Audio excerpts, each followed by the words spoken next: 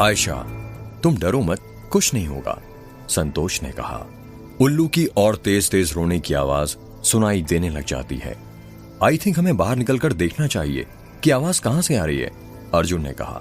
अर्जुन ठीक कह रहा है, हमें बाहर निकलकर देखना चाहिए, रुद्र ने कहा। नहीं बेटा, रहने दो, हमें घर के अंदर ही रहना चाहिए, बाहर कुछ हो गया तो, आयशा ने डरते हुए कहा।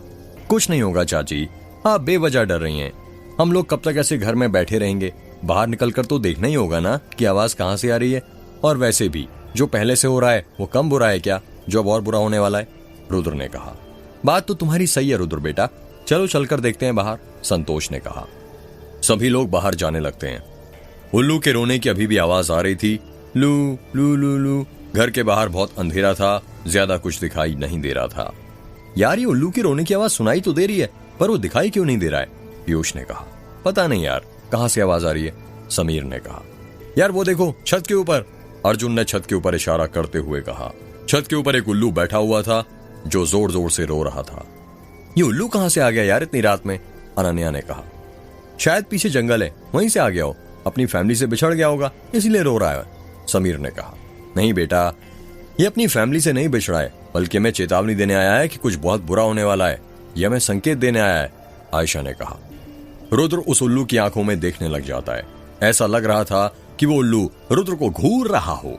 उस उल्लू की लाल लाल आंखें थीं। जब सभी लोग उस उल्लू को घूर घूर के देखने लग जाते हैं तो वो उल्लू रोना बंद कर देता है और वहां से उड़ जाता है। चलो बेटा, अब हमें घर के अंदर जाना चाहिए, उल्लू भी चला गया है, संतोष ने कहा। हाँ पापा, स्वाति ने घर के अंदर जाते हुए कहा। सभी लोग घर के अंदर वापस चले जाते हैं। रात के 9 बज रहे थे। महेंद्र सिंह, कुलदीप और ठकुराइन डाइनिंग टेबल पर बैठकर खाना खा रहे थे। डाइनिंग पर छोले की सब्जी, पुलाव, दाल फ्राई, रोटी, मेथी की पूड़ी कटोरियों में रखी हुई थी। तन्वी और लालू मिलकर खाना सर्व कर रहे थे। वाह तन्वी बेटा, क्या खाना बनाया है, मजा आ गया खाकर, महेंद्र सिंह ने खाना खाते हुए कहा। थैंक यू पापा जी, तन्वी ने कहा। तभी तन्वी देखती है कि ठकुराइन की प्लेट में से मेथी की पूड़ियां खत्म हो गई थी। माँ जी, आपके लिए और पूड़ियां लाऊं, तन्वी ने कहा। अरे नहीं नहीं बेटा, बस हो गया मेरा खाना तो। क्यों, क्या हुआ माँ जी, आपको खाना पसंद नहीं आया क्या? अरे नहीं बेटा, खाना तो बहुत टेस्टी था, पर मेरा एक ही दिन में मोटे होने का इरादा नहीं है, ठकुराइन ने हंसते हंसते हुए कहा। माँ खा लो, आपको नहीं पता, तन्वी के हाथों से कभी कभी अच्छा खाना बनता है, कुलदीप ने खाना खाते हुए कहा। अच्छा, कुछ भी मत बोलिए आप, तन्वी ने कहा। महेंद्र सिंह, कुलदीप और ठकुराइन ने खाना खा लिया है। कुलदीप अपनी सीट से उठकर अपने कमरे में सोने चला जाता है। ठाकुर साहब भी अपने कमरे की तरफ जाने लगते हैं। तन्वी सभी के खाने के झूठे बर्तन डाइनिंग टेबल पर से उठा रही थी। तभी ठकुराइन महेंद्र सिंह को रोकते हुए कहती है, ए जी, क्या हुआ ठकुराइन? वो एक बात तो मैं आपको बताना ही भूल गई। कौन सी बात? वो आपने जो तुलसी का पौधा लगाया था ना, वो सूख गया। क्या कहा? तुलसी का पौधा सूख गया? पर कैसे ठकुराइन, ये कैसे हो सकता है? वो पौधा कैसे सूख सकता है? पता नहीं ठाकुर साहब, कैसे सूख गया। मैं तो हर दिन उसकी पूजा करती थी जैसा आपने कहा था, पर आप फिक्र मत कीजिए, उस तुलसी के पौधे की जगह मैंने नया तुलसी का पौधा लगा दिया है। और जब मैं वहां पर नया पौधा लगाने के लिए खुदाई कर रही थी तो वहां पर मुझे चाबी मिली। ठकुराइन ने अपनी कमर पर बंधे चाबी के गुच्छे में से सोने की तरह चमकने वाली चाबी निकालते हुए कहा। ये तुमने क्या किया ठकुराइन? वहां से चाबी क्यों निकाल ली? सूख गया था तुलसी का पौधा तो सूखे रहने देती, वो जगह खोदने की क्या जरूरत थी? महेंद्र सिंह ने ठकुराइन पर गुस्सा करते हुए कहा। ए जी, आपको तो पता ही है, घर में सूखी तुलसी का पौधा नहीं लगाते हैं, इसलिए मैंने उसकी जगह नया पौधा लगा दिया। आप मुझ पर इतना गुस्सा क्यों कर रहे हैं? बल्कि मैंने तो आपकी खोई हुई चाबी भी ढूंढ दी है, पता नहीं किस तिजोरी की चाबी है, देखिए कितनी चमक रही है। ठकुराइन, ये चाबी निकालकर तुम्हें नहीं पता तुमने कितनी बड़ी मुसीबत खड़ी कर दी है। ये बताओ, ये चाबी निकालते वक्त किसी ने तुम्हें देखा तो नहीं ना? नहीं जी, किसी ने नहीं देखा। चलो महादेव का शुक्र है, इस चाबी का जल्द से जल्द कुछ ना कुछ इंतजाम करना पड़ेगा, वरना मुसीबत सिर पर बनी रहेगी। इतना कहकर महेंद्र सिंह अपने कमरे की तरफ जाने लगता है। डाइनिंग टेबल के पास ही तन्वी खड़ी थी, जिसने महेंद्र सिंह और ठकुराइन के बीच की सारी बातें सुन ली थी और वो चाबी भी देख ली थी जो ठकुराइन ने महेंद्र सिंह को दी थी। रात के 11 बज रहे थे और रुद्र के कमरे में अर्जुन, पीयूष, अनन्या, समीर और रुद्र बैठे हुए थे और बातें कर रहे थे। यार एक बात बता, मैंने तो सुना है कि उल्लू का दिखना शुभ होता है, और यदि उल्लू आपको देखता है तो उसका मतलब होता है कि आपको धन की प्राप्ति होने वाली है। फिर रुद्र के घर में उल्लू की रोने की आवाज सुनकर उसकी चाची इतना क्यों डर रही थी? समीर ने कहा। तेरा कहना बिल्कुल ठीक है कि उल्लू दिखने से धन की प्राप्ति होती है, क्योंकि वो लक्ष्मी देवी का वाहन है। पर क्या तुझे पता है उल्लू से कोई शगुन अपशगुन भी जुड़े हुए हैं? अर्जुन ने कहा। क्या बात कर रहा है यार? अनन्या ने कहा। हाँ यार सच। कहते हैं यदि सपने में आपने उल्लू को देखा है तो इसका मतलब है कि आपको धन मिलने वाला है। यदि रात के वक्त किसी को उल्लू होम की आवाज करता हुआ दिखता है तो वो भी शुभ संकेत है। कहते हैं कि उस व्यक्ति की इच्छा जल्दी पूरी हो जाती है। रोग को लेकर मान्यता है यदि उल्लू किसी रोगी को छूते हुए या उसके ऊपर से निकल जाए तो गंभीर से गंभीर रोग भी दूर हो जाता है। अच्छा, पीयूष ने कहा। उल्लू का बाईं ओर देखना शुभ माना जाता है, लेकिन उल्लू का दाहिनी तरफ देखना या बोलना हमेशा अशुभ माना जाता है। और तुम्हें पता है किसी की छत पर आकर उल्लू का बैठना या आवाज करना भी अशुभ माना जाता है। कहते हैं जिस घर की छत में आकर उल्लू बैठता है उसके घर में या तो कुछ अशुभ होने वाला है या घर के अंदर किसी की मौत होने वाली है। इसका मतलब रुद्र के घर में भी किसी की मौत या कुछ बड़ा अशुभ होने वाला है? पीयूष ने डरते हुए कहा। कुछ कह नहीं सकते यार, अर्जुन ने कहा। यार तुम लोग बातें करो, मुझे बहुत नींद आ रही है, मैं जा रही हूं स्वाति कमरे में सोने, वैसे भी वो अकेली है। अनन्या ने उबासी लेते हुए कहा। क्यों, तुझे क्या डर लग रहा है बातें सुनकर? पीयूष ने कहा। पागल हो रहा है क्या मोटे? मुझे क्यों डर लगेगा? भूल गया पिछले साल जब मैं आई थी तो उस चुड़ैल के साथ 3 दिन तक रही थी। अनन्या की बात सुनकर सभी लोग उसे हैरानी के साथ देखने लग जाते हैं।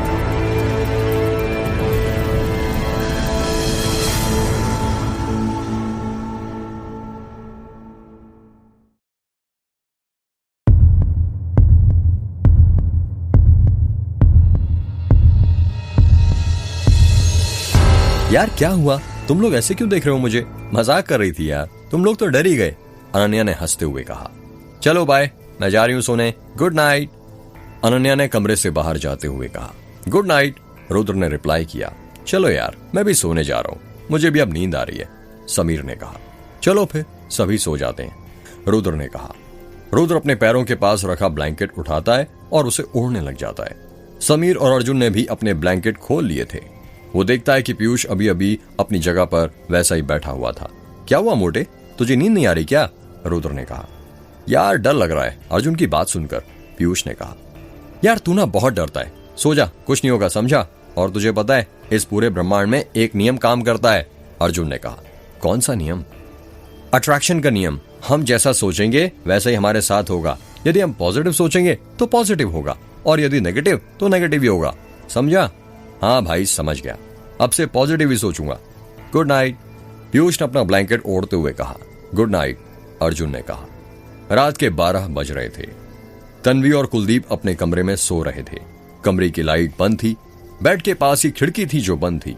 अचानक से तेज तेज हवाएं चलने लग जाती हैं। हवाएं इतनी तेज चलने लगती हैं कि जिससे खिड़की की छिटकनी नीचे गिर जाती है और खिड़की खुल जाती है। खिड़की से हवा अंदर आने लगती है, जिस कारण खिड़की बंद चालू होने लग जाती है। खिड़की पर पर्दा लगा हुआ था जो हवा के चलने के कारण बार बार हिल रहा था और आवाज कर रहा था। तन्वी गहरी नींद में सो रही थी। तन्वी के बगल में ही कुलदीप सो रहा था। तभी कमरे के अंदर एक औरत की आवाज आने लगती है। उठो तन्वी, उठो, उठो तन्वी, उठो। कमरे के अंदर यह आवाज गूंजने लग जाती है और यह आवाज इतनी गूंज रही थी कि तन्वी की नींद खुल जाती है। तन्वी उठकर बैठ जाती है। यह आवाज कहां से आ रही थी? तन्वी ने खुद से कहा। कहीं ये मेरा वहम तो नहीं, या फिर सच में आ रही थी? अरे खिड़की किसने खुली रख दी? हो सकता है कि हवा चलने की आवाज हो और मुझे यह आवाज किसी औरत की आवाज की तरह लग रही हो। इतना कहकर तन्वी खिड़की बंद करने के लिए उठ जाती है। तन्वी खिड़की के पास पहुंच जाती है और अपने दोनों हाथों से खिड़की बंद करने लग जाती है। तभी तन्वी को एक आवाज सुनाई देती है। तन्वी, तन्वी, मेरे कान बज रहे हैं या कोई सच में मेरा नाम लेकर मुझे पुकार रहा है? तन्वी ने खुद से कहा। तन्वी फिर से खिड़की बंद करने लग जाती है। मेरा काम पूरा करो तन्वी, मुझे इस कैद से रिहा करो तन्वी, मेरा काम पूरा करो तन्वी। तन्वी को किसी औरत की आवाज सुनाई देती है। तन्वी के कानों में यही आवाज गूंजने लग जाती है। मेरा काम पूरा करो तन्वी, मेरा काम पूरा करो। अचानक से ऐसा लगता है कि जैसे तन्वी हिप्नोटाइज हो गई हो। वो खिड़की को खुला ही छोड़ देती है और उस कमरे से बाहर जाने लगती है। जब तन्वी उस कमरे से बाहर निकलती है तो देखती है कि हवेली के अंदर ही सारी लाइट बंद थी और चारों तरफ अंधेरा फैला हुआ था। तभी वो देखती है कि महेंद्र सिंह नीचे ही हॉल में खड़े हुए थे और उन्होंने काले रंग की शॉल ओढ़ी हुई थी। महेंद्र सिंह के बगल में ही लालटेन रखा हुआ था। वो उस लालटेन को जलाता है और वहां से निकल जाता है। तन्वी भी सीढ़ियों से नीचे उतरती है और महेंद्र सिंह के पीछे पीछे घर के बाहर निकल जाती है। हवेली के बाहर बहुत अंधेरा छाया हुआ था। महेंद्र ठाकुर लालटेन के उजाले के सहारे आगे बढ़ता जा रहा था। वो ऐसे ऐसे कदम बढ़ा रहा था जैसे कोई गलत काम करने जा रहा हो। वो बहुत डरा हुआ लग रहा था। तन्वी भी महेंद्र सिंह का पीछा कर रही थी। महेंद्र सिंह बार बार अपने आगे पीछे पलट कर देखता था कि कहीं उसे कोई देख तो नहीं रहा है। जैसे वो पीछे पलटता था, तन्वी कहीं ना कहीं छुप जाया करती थी। सुनसान सड़क थी और उस सड़क पर सिर्फ महेंद्र सिंह और तन्वी चल रहे थे। दूर दूर तक कोई नजर नहीं आ रहा था। झिंगूर के ची ची चिल्लाने की आवाज सुनाई दे रही थी। आसमान में काले बादल छाए हुए थे। चलते चलते महेंद्र सिंह अपने खेत तक पहुंच जाता है। तन्वी भी उसी खेत में एक पेड़ के पीछे छुपी हुई थी। महेंद्र सिंह अपने खेत के एकदम बीचों बीच खड़ा हुआ था। दूर दूर तक अंधेरा फैला हुआ था। सिर्फ उसी खेत में रोशनी हो रही थी क्योंकि महेंद्र सिंह अपने हाथ में लालटेन पकड़ा हुआ था। जिस खेत में महेंद्र सिंह खड़ा हुआ था, उस खेत के अंदर तनिष्क की कुटिया बनी हुई थी। महेंद्र सिंह पहले अपने आजू बाजू देखता है, कहीं उसे कोई देख तो नहीं रहा है। जब उसके मन को पूरी तरह तसल्ली हो जाती है कि कोई उसे नहीं देख रहा है, तो वो उस कुटिया के अंदर लालटेन लेकर घुस जाता है। तन्वी भी कुटिया के अंदर घूमने लग जाती है, पर तभी वो सोचती है कि यदि महेंद्र सिंह ने उसे देख लिया तो गड़बड़ हो जाएगी। इसलिए वो कुटिया के बाहरी पेड़ के पीछे छुप जाती है। तन्वी कुटिया के बाहरी महेंद्र सिंह का इंतजार करने लग जाती है और सोचने लगती है कि आखिर महेंद्र सिंह इतनी रात में यहां पर क्यों आया है। महेंद्र सिंह का इंतजार करते करते तन्वी को बहुत देर हो गई थी, पर महेंद्र अभी तक कुटिया के बाहर नहीं आया था। तन्वी पेड़ के पीछे छुपकर घूर घूर के कुटिया को देख रही थी। तभी महेंद्र सिंह लालटेन लेकर कुटिया के बाहर आ जाता है। महेंद्र सिंह बहुत थका हुआ लग रहा था। जिस हाथ से उसने लालटेन पकड़ा हुआ था, वो हाथ मिट्टी से गंदा हो गया था। उस हाथ पर मिट्टी लगी हुई थी। महेंद्र सिंह अपने आजू बाजू देखता है, कहीं उसे किसी ने देखा तो नहीं।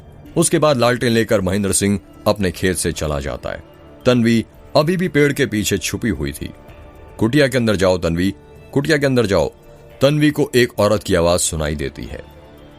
जैसे ही तन्वी वो आवाज सुनती है, वो उस आदेश का पालन करने लग जाती है। तन्वी कुटिया के अंदर जाने लगती है। जब तन्वी कुटिया के अंदर घुसती है तो देखती है कि कुटिया के अंदर सिर्फ एक लालटेन रखा हुआ था जो जल रहा था। उस कुटिया के अंदर लालटेन के सिवा कुछ और नहीं रखा हुआ था। तन्वी, मेरा अधूरा काम पूरा करो। तन्वी, अधूरा काम पूरा करो। तन्वी को आवाज सुनाई देने लग जाती है। तन्वी जमीन पर रखी लालटेन उठाती है और झोपड़ी के चारों तरफ देखने लग जाती है। उस झोपड़ी के अंदर से उसे तनिष्क के सिवा और कुछ नहीं मिलता। ढूंढो तन्वी, ढूंढो। तन्वी ने लालटेन लेकर कुटिया का कोना कोना देख लिया था, पर उसे कुछ नहीं मिला था।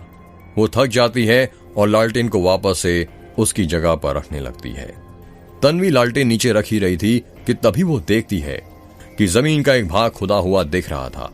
तभी उसे याद आता है कि महेंद्र सिंह के हाथ में मिट्टी लगी हुई थी। खोदो तन्वी, खोदो, ये जगह खोदो। तन्वी को फिर एक औरत की आवाज सुनाई देती है। तन्वी उस लालटेन को नीचे रखती है और अपने हाथों से उस जगह की मिट्टी हटाने लग जाती है। तन्वी गड्ढा खोदने लग जाती है। तन्वी के दोनों हाथ मिट्टी से भर जाते हैं। तन्वी गड्ढा खोद ही रही थी कि उसके हाथ में एक चाबी लग जाती है। वो चाबी सोने की तरह चमक रही थी। वो वही चाबी थी जो ठकुराइन को तुलसी के पौधे के नीचे से मिली थी और उसने वो चाबी महेंद्र सिंह को दे दी थी। महेंद्र सिंह ने अभी अभी वो चाबी कुटिया के अंदर गड्ढा खोद कर छुपा दी थी। मिल गई, मिल गई, मेरी आजादी की चाबी मिल गई। अब मेघ का दूसरा दरवाजा खुलकर ही रहेगा। कमरे के अंदर एक औरत की आवाज सुनाई देती है।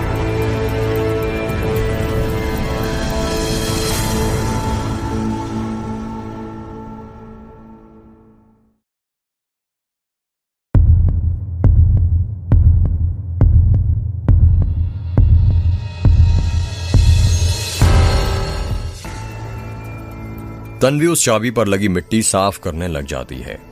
उठो तन्वी और अपना अधूरा काम पूरा करो। मुझे आजाद करो यहां से। उठो तन्वी, जल्दी करो। कुटिया के अंदर एक औरत की आवाज सुनाई देती है। तन्वी अपनी जगह से उठती है और उस कुटिया के बाहर जाने लग जाती है। तन्वी ऐसे चल रही थी जैसे उसको किसी ने अपने वश में कर लिया हो। दूर दूर तक अंधेरा फैला हुआ था और उस सुनसान सड़क पर सिर्फ तन्वी चल रही थी। चलते चलते तन्वी मेघ के दूसरे दरवाजे तक पहुंच जाती है। वही दरवाजा जो दास गांव के पास था, उस दरवाजे पर ताला लगा हुआ था। खोलो तन्वी, दरवाजा खोलो, अपना अधूरा काम पूरा करो तन्वी, दरवाजा खोलो, एक औरत की आवाज सुनाई देती है।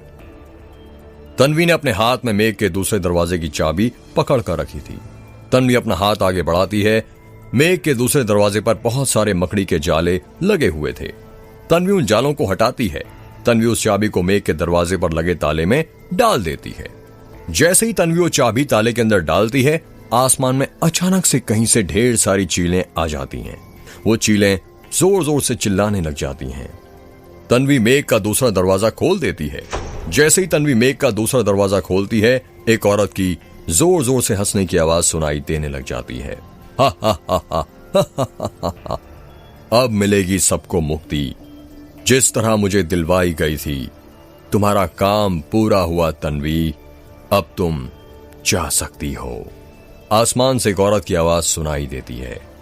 तन्वी वहां से वापस अपने घर की ओर जाने लगती है। चील और जोर जोर से चिल्लाने लग जाती है और मेघ के दरवाजे के ऊपर गोल गोल घूमने लग जाती है। उनको देखकर ऐसा लग रहा था जैसे वो चिल्ला चिल्लाकर मेघ की चुड़ैल का स्वागत कर रहे हों। तन्वी हवेली के गेट पर खड़ी हुई थी। तभी लालू अपनी झोपड़ी की खिड़की से तन्वी को देखता है। अरे, ये बहुरानी आधी रात में हवेली के गेट के पास खड़े होकर क्या कर रही है? बहुरानी को इतनी रात में हवेली से बाहर नहीं निकलना चाहिए था, लालू ने खुद से कहा। लालू उसी वक्त अपनी झोपड़ी में से बाहर निकल जाता है। बाहर बहुत अंधेरा था, इसलिए उजाले के लिए लालू अपने हाथ में टॉर्च पकड़ लेता है। जब लालू हवेली के गेट के पास पहुंचता है तो देखता है कि तन्वी वहां पर नहीं खड़ी थी। अरे, बहुरानी कहां पर चली गई? लालू ने खुद से कहा। लालू आसपास टॉर्च मारकर तन्वी को ढूंढने लग जाता है। तभी लालू को तन्वी सड़क की ओर जाते हुए दिखती है। अरे, ये बहुरानी इतनी रात में कहां पर जा रही हैं? लालू ने खुद से कहा। लालू आवाज लगाने लग जाता है, बहुरानी, ओ बहुरानी। तन्वी लालू की आवाज नहीं सुनती है और सीधे सीधे आगे बढ़ने लग जाती है। लालू तन्वी का पीछा करने लग जाता है। लालू बार बार तन्वी को पीछे से बहुरानी बहुरानी कहकर आवाज लगा ही रहा था, पर तन्वी उसकी आवाज का कोई जवाब नहीं दे रही थी। तन्वी का पीछा करते करते तन्वी और लालू मेघ गांव के दूसरे दरवाजे के पास पहुंच जाते हैं। मेघ का दूसरा दरवाजा लगा हुआ था। तन्वी मेघ के दूसरे दरवाजे के पास आकर खड़ी हो गई थी। उसी के पीछे पीछे लालू आ रहा था। अरे, ये बहुरानी इतनी रात में मेघ के दरवाजे के पास खड़े होकर क्या कर रही है? लालू डरते डरते तन्वी के पास जाता है। लालू को तन्वी का चेहरा नहीं दिख रहा था। वो तन्वी से कहता है, अरे बहुरानी, इतनी रात में आप यहां पर क्या कर रही हो? तन्वी लालू की बात का कोई जवाब नहीं देती है। बहुरानी, चलो यहां से, आपको नहीं पता आप किस मौत के दरवाजे के पास खड़ी हो। वो तो अच्छा हुआ दरवाजा बंद है, अगर खुला हुआ होता तो अब तक वो चुड़ैल अपना खेल कर चुकी होती। तन्वी फिर लालू की बात का कोई जवाब नहीं देती है। लालू सोचने लग जाता है कि बहुरानी को क्या हुआ, वो किसी बात का कोई जवाब क्यों नहीं दे रही। लालू फिर कहता है, बहुरानी, चलो घर चलते हैं, यहां पर ज्यादा देर खड़े रहना ठीक नहीं है। लालू तन्वी से बोलते बोलते थक गया था कि चलो घर चलते हैं, पर तन्वी कुछ भी जवाब नहीं दे रही थी। वो मूर्ति बनकर मेघ के दूसरे दरवाजे पर खड़ी हुई थी। लालू तन्वी से तंग आ जाता है और गुस्से से कहता है, पगला गई हो क्या बहुरानी, जो यहां पर खड़ी हो? घराले काहिले नहीं चलस? तन्वी अपना हाथ उठाती है और मेघ के दरवाजे पर मारती है। मेघ का दरवाजा खुल जाता है। दरवाजा खुलने की आवाज आती है, कर। मेघ का दूसरा दरवाजा खुलता हुआ देखकर लालू डर जाता है और डरते हुए कहता है, हे भगवान, ये क्या हो गया? मेघ का दूसरा दरवाजा कैसे खुल गया? ये तो बहुत बड़ा अनर्थ हो गया, अब वो चुड़ैल सबको मार डालेगी। तन्वी अभी भी मूर्ति बनकर दरवाजे के सामने खड़ी हुई थी। बहुरानी, जल्दी चलो, चलते हैं यहां से, चलो बहुरानी, लालू ने डरते हुए कहा। लालू तन्वी से बात ही कर रहा था कि तभी उसकी नजर तन्वी के पैर पर पड़ती है। जब लालू तन्वी के पैर देखता है तो वो भौंचक कर रह जाता है। लालू को सांप सूंघ जाता है। तन्वी के पैर देखकर लालू बहुत डर जाता है। तन्वी के पैर उल्टे थे। लालू मन ही मन सोचने लग जाता है, अरे ये क्या, बहुरानी के पैर उल्टे कैसे हो गए? उल्टे पैर तो चुड़ैलों के होते हैं, कहीं ये मेघ की चुड़ैल तो नहीं? अचानक से तन्वी के हाथ धीरे धीरे टेढ़े होने लग जाते हैं। बहुरानी, ये आपके हाथों को क्या हो रहा है? लालू ने डरते हुए कहा। धीरे धीरे तन्वी के हाथ पूरी तरह पीछे की ओर मुड़ जाते हैं। लालू तन्वी के हाथ पीछे मुड़ते हुए देखकर हैरान हो जाता है और सोचने लग जाता है कि ये कैसे हो सकता है। किसी इंसान के हाथ तो ऐसे पीछे नहीं मुड़ सकते। कहीं मेरे सामने मेघ की चुड़ैल तो नहीं। लालू धीरे धीरे अपने कदम पीछे की तरफ बढ़ाने लग जाता है। तन्वी धीरे से अपनी मुंडी पीछे घुमाती है। जब लालू तन्वी का चेहरा देखता है तो वो कुछ नहीं बोल पाता है। वो अपनी जगह पर खड़ा हो जाता है। उसका चेहरा पसीने से भीगने लग जाता है। उसके पूरे चेहरे पर पसीनों की बूंद थी। लालू देखता है कि तन्वी नहीं थी, बल्कि उसके सामने मेघ की चुड़ैल छाया खड़ी थी। छाया का चेहरा आधा जला हुआ था। अचानक से उसके कपड़े भी बदल जाते हैं। छाया ने लाल रंग की साड़ी पहनी हुई थी जो कहीं से कहीं जली हुई थी। छाया के पेट के ऊपर का हिस्सा जला हुआ था। उसके पेट की जली हुई चमड़ी दिख रही थी। उसके पेट की चमड़ी से उसकी जली हुई साड़ी चिपकी हुई थी जो साफ साफ नजर आ रही थी। तो तुम? लालू ने डरते हुए कहा। हाँ लालू, मैं, छाया ने कहा। तुम आजाद कैसे हो गई? मुझे तो आजाद होना ही था लालू। मौत से कितना भी पीछा छुड़ा लो, पर मौत कभी किसी का पीछा नहीं छोड़ती। देखो, छोड़ दो मुझे, जाने दो मुझे कुछ मत करना। मैं तुम्हारे आगे हाथ जोड़ता हूं। क्या कहा? तुम्हें छोड़ दूं? क्या उस रात मुझे छोड़ा था जो मैं तुम्हें छोड़ दूं? उस रात तुम भी थे ना, जब तीनों सरपंचों ने अपने साथियों के साथ मिलकर जलाया था और तुमने ही मेरी साड़ी खींची थी ना, और मेरी ही साड़ी से बांधकर मुझे मुक्ति देने के नाम पर जलाया था। अब मैं मुक्ति दूंगी, पूरे गांव को मुक्ति दिलाऊंगी, किसी को नहीं छोड़ूंगी। नहीं, देखो मुझे जाने दो, मुझे छोड़ दो, लालू ने रोते हुए कहा। अचानक से छाया की साड़ी का पल्लू लंबा हो जाता है और वो साड़ी लालू के गले में लिपटने लगती है। लालू का दम घुटने लगता है। लालू अपने दोनों हाथों से कोशिश करने लग जाता है अपना गला छुड़ाने की, पर नहीं छुड़ा पाता। छाया धीरे धीरे लालू के पास बढ़ती है। लालू के पैर कपकपाने लग जाते हैं। छाया लालू के पास जाती है और अपने एक हाथ से लालू की मुंडी पकड़ती है और दूसरे हाथ से लालू की नाभि में अपने हाथ के बीच की उंगली खुसेड़ने लगती है। देखो, छोड़ दो मुझे, माफ कर दो, लालू ने अपनी जान की भीख मांगते हुए कहा। साधु साधु साधु, छाया ने कहा। अगले ही पल छाया के एक हाथ में लालू की मुंडी होती है और दूसरे हाथ में लालू की नाभि। लालू की मुंडी और नाभि में से टप टप टप खून निकल रहा था और लालू का मरा हुआ शरीर जमीन पर गिरा हुआ था, जो अभी भी छटपटा रहा था। छाया के दोनों हाथ खून से भरे हुए थे। अब मिलेगी सबको मुक्ति। असली कहानी तो अब शुरू हुई है। इतना कहकर छाया जोर जोर से हंसने लग जाती है। छाया की आवाज पूरे आसमान में गूंजने लग जाती है।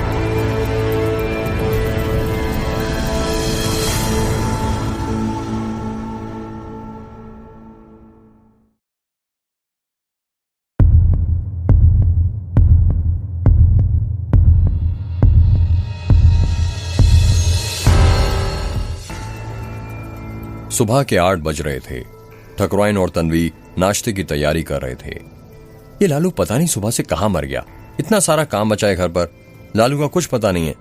तुमने देखा क्या तन्वी बेटा लालू को? ठकुराइन ने मिर्ची काटते हुए कहा। नहीं माँ, मैंने तो नहीं देखा। तन्वी ने उबले हुए आलू छीलते हुए कहा। लालू, अरे ओ लालू, महेंद्र सिंह ने लालू को आवाज लगाते हुए कहा। अरे ठकुराइन, तुमने लालू को कहीं देखा क्या? महेंद्र सिंह ने किचन में आते हुए पूछा। जी नहीं ठाकुर साहब, पता नहीं कहां चला गया सुबह से, ठकुराइन ने कहा। ये लालू भी ना, कहा भी था कि सुबह 8 बजे तैयार हो जाना, जमीन का सौदा करने जाना है, पर पता नहीं कहां पर जाकर मर गया ये। आने दो, आज इसे बताता हूं मैं, महेंद्र सिंह ने कहा। ट्रिंग ट्रिंग ट्रिंग ट्रिंग, महेंद्र सिंह का फोन बजता है। हेलो, महेंद्र सिंह ने फोन उठाते हुए कहा। हाँ हेलो ठाकुर साहब, हम बोल रहे हैं माखनलाल। फोन के अंदर से आवाज आती है। हाँ माखनलाल जी बोलिए, महेंद्र सिंह ने कहा। जितनी जल्दी हो सके आप ये जो मेघ का दूसरा दरवाजा है ना, जो आपके गांव के पास है, वहां पर आ जाइए। क्या कहा? मेघ के दूसरे दरवाजे के पास? पर क्यों माखनलाल जी? आप यहां पर आइए तो सही, आपको खुद पता चल जाएगा। आप फोन पर ही बता दीजिए ना माखनलाल जी। माफ कीजिएगा ठाकुर साहब, पर बात कुछ ऐसी है ना कि फोन पर नहीं बता सकते हैं। आप बस जल्दी आ जाइए। इतना कहकर माखनलाल फोन कट कर देता है। हेलो हेलो माखनलाल जी, मेरी बात तो सुनिए, महेंद्र सिंह ने कहा। क्या हुआ जी? ठकुराइन ने महेंद्र सिंह से पूछा। वो ठकुराइन, माखनलाल ने हमें मेघ के दूसरे दरवाजे के पास बुलाया। क्या कहा? उस मनहूस दरवाजे के पास? पर क्यों जी? पता नहीं, कह रहा है आप यहां पर आ जाइए, आपको खुद सब पता चल जाएगा। सब ठीक तो है ना जी? पता नहीं ठकुराइन, अब ये तो वहां जाकर ही पता चलेगा। कहां सुबह सुबह जाने की तैयारी हो रही है पापा? कुलदीप ने किचन के अंदर आते हुए कहा। कहीं नहीं बेटा, बस पास में ही। क्या हुआ पापा, आपके चेहरे पर इतनी टेंशन क्यों दिख रही है? कुलदीप ने कहा। क्या कहा टेंशन? वो भी मेरे चेहरे पर? महेंद्र सिंह ने अपने चेहरे पर झूठी हंसी लाते हुए कहा। वो बेटा बात यह कि माखनलाल का फोन आया था और उसने तुम्हारे पापा को मेघ के दूसरे दरवाजे के पास बुलाया, ठकुराइन ने कहा। पर क्यों माँ? वही पता कर रहे हो तेरे पापा जा रहे हैं, मैं भी चलूंगा पापा आपके साथ। नहीं बेटा, तुम क्यों तकलीफ लेते हो, मैं जाता हूं ना और जल्दी वापस आता हूं।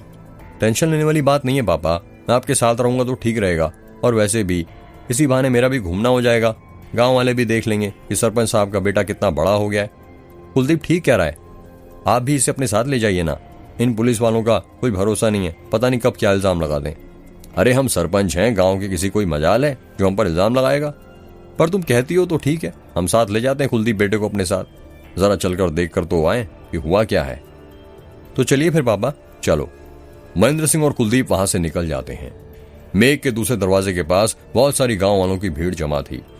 मेघ दरवाजे को चारों तरफ से सील कर दिया गया था कि कोई अंदर ना घुसे, इसलिए मेघ दरवाजे के चारों ओर बैरिकेड्स लगा दिए गए थे। माखनलाल और अजय भी वहीं पर खड़े थे, दोनों ने अपने हाथ में ग्लव्स पहने हुए थे। साहब ये अच्छा नहीं हुआ, माखनलाल ने डरते हुए कहा।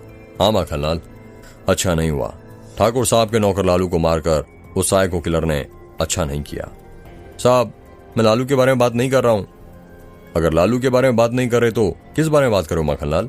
साहब मैं तो मेघ के दूसरे दरवाजे के बारे में बात कर रहा हूं। अच्छा नहीं हुआ कि मेघ का दूसरा दरवाजा खुल गया। साहब अब देखना मौतें होना शुरू हो जाएंगी। पहले तो सिर्फ बलमा टोला में मौतें हो रही थी, लेकिन अब दास गांव में भी होना शुरू हो जाएंगी। माखनलाल तुम ये सब बोलकर ना कातिल को और बढ़ावा दे रहे हो।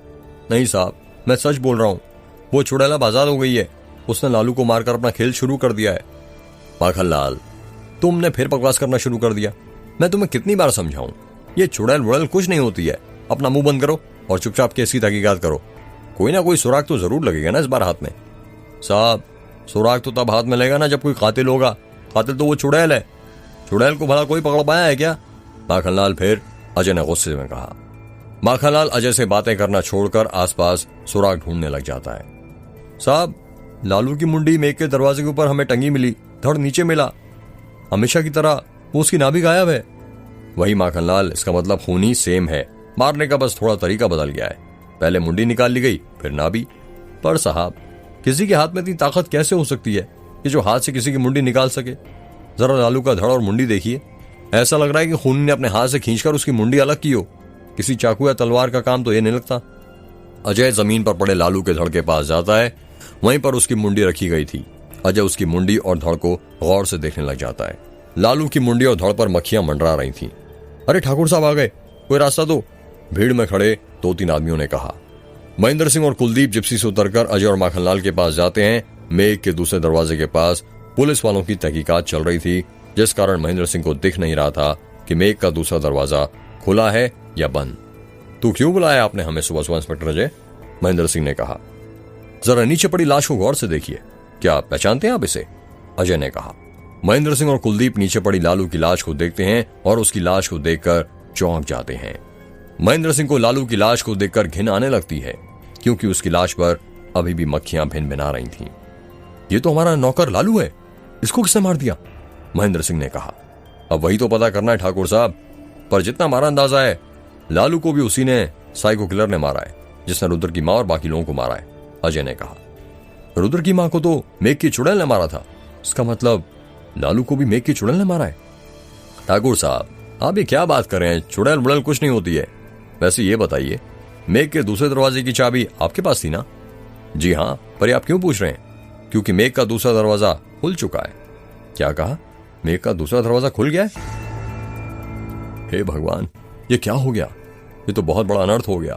अब वो चुड़ैल किसी को नहीं छोड़ेगी, सबको मार देगी, कोई नहीं बचेगा, महेंद्र सिंह ने डरते हुए कहा।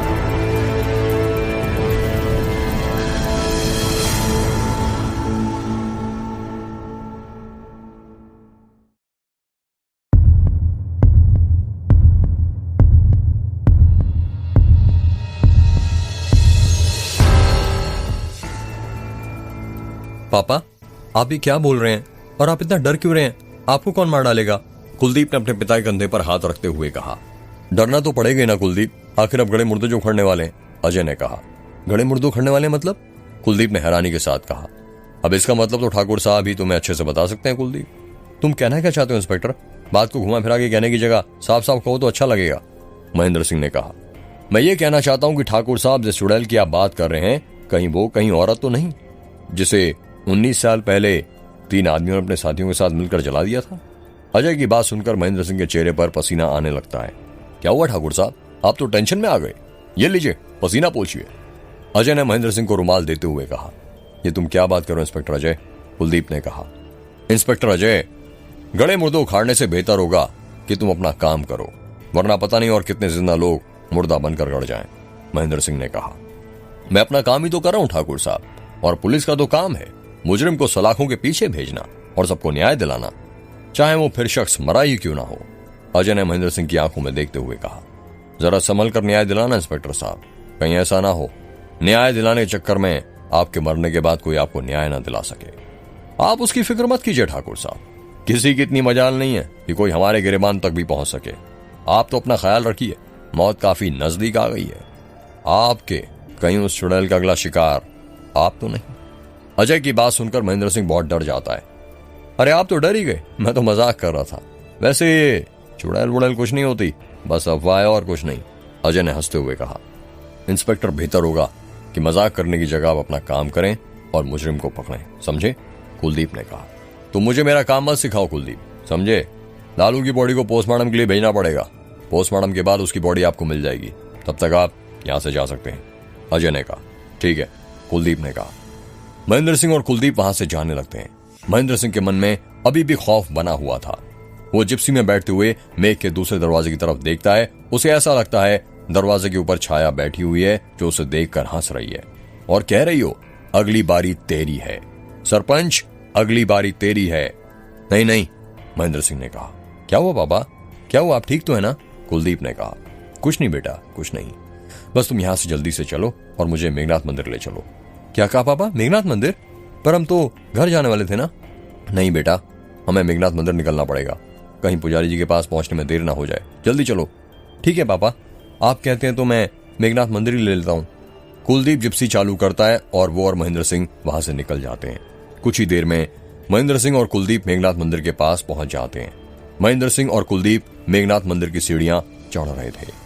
पापा आप बताएंगे, घर जाने की जगह आप मुझे मंदिर में क्यों लेकर आए हैं? कुलदीप ने सीढ़ियां चढ़ते हुए कहा। बेटा, जब इंसान की मौत नजर आती है ना, तो भगवान के पास ही आता है, महेंद्र सिंह ने सीढ़ियां चढ़ते हुए कहा। मौत नजर आती है मतलब पापा? कुलदीप ने हैरानी के साथ कहा। तुम नहीं समझोगे बेटा, तुम अभी बच्चे हो, तुम चुपचाप बस मंदिर के अंदर चलो। महेंद्र सिंह और कुलदीप बिना बात किए सीढ़ियां चढ़ने लग जाते हैं। उन दोनों की सीढ़ियां चढ़कर खत्म हुई थी कि तभी महेंद्र सिंह देखता है कि आदित्य पुजारी, निर्मल पुजारी और नीरज पुजारी मंदिर के बाहर ही खड़े हुए थे और नीचे की ओर मुंडी करके कुछ देख रहे थे। प्रणाम पुजारी जी, महेंद्र सिंह ने आदित्य पुजारी से कहा। प्रणाम ठाकुर साहब, आदित्य पुजारी ने जवाब दिया। कुलदीप भी तीनों पुजारियों को प्रणाम करता है। क्या बात है पुजारी जी, अक्सर मैं आप तीनों को मंदिर के अंदर देखता हूँ, आज आप तीनों एक साथ मंदिर के बाहर क्या कर रहे हैं? किसी का इंतजार कर रहे हैं क्या? महेंद्र सिंह ने कहा। नहीं ठाकुर साहब, हम यहाँ पर किसी का इंतजार नहीं कर रहे, बल्कि देख रहे हैं कि उस चुड़ैल ने अपना खेल शुरू कर दिया है, नीरज पुजारी ने कहा। आपको तो पता ही होगा ठाकुर साहब कि मेघनाथ मंदिर कोई ऐसा वैसा मंदिर नहीं है, बल्कि एक अद्वितीय मंदिर है। यह स्वयंभू मंदिर है, इसकी दीवारें ग्रेनाइट पत्थर से बनाई गई हैं और आपको भी पता है कि यहाँ पर आसपास दूर दूर तक कहीं भी ग्रेनाइट पत्थर नहीं पाया जाता है, निर्मल पुजारी ने कहा। हाँ पुजारी जी, मुझे पता है, पर आज ये सब बातें आप क्यों मुझे बता रहे हैं? महेंद्र सिंह ने कहा। वो इसलिए ठाकुर साहब क्योंकि बुराई ने अच्छाई पर जीत हासिल करना शुरू कर दिया है। आपको तो पता ही होगा कि मेघनाथ मंदिर की जो गुंबद है उसकी परछाई जमीन पर नहीं बनती थी, यह इस गुंबद की खासियत थी।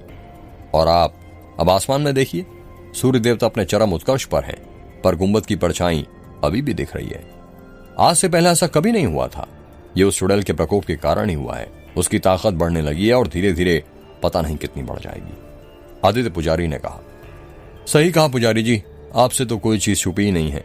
मेघ गांव का दूसरा दरवाजा भी खुल गया है और उस चुड़ैल ने दास गांव में पहले व्यक्ति को अपना शिकार भी बना लिया है, और वो व्यक्ति कोई और नहीं बल्कि मेरा नौकर लालू था।